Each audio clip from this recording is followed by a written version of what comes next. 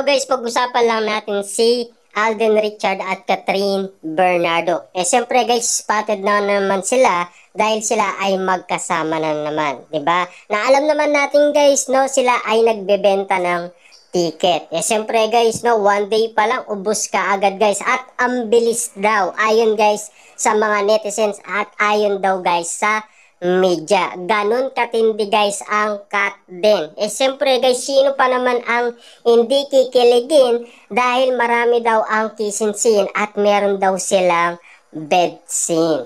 Diba? Siyempre guys, no, ito yung inaabangan natin na eksena na hindi natin pwedeng makalimutan dahil first time ni Catherine Bernardo gagawin niya yan.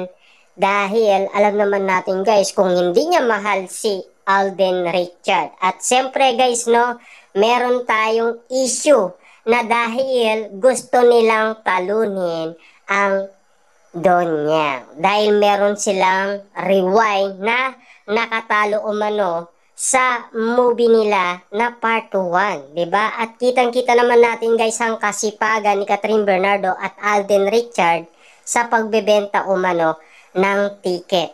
One day pa lang guys, ang bilis ng mga Katden fans, 'di ba? Grabe nga naman guys dahil mayayaman umano ang mga Katden fans. Kita niyo naman guys, no, yung Katden Fans Club official, 'di ba? Kita niyo naman guys, sila ay nagpunta ng Calgary, Alberta, Canada at US, 'di ba? At siyempre guys, no, pumunta rin sila sa Toronto, Canada, 'di ba?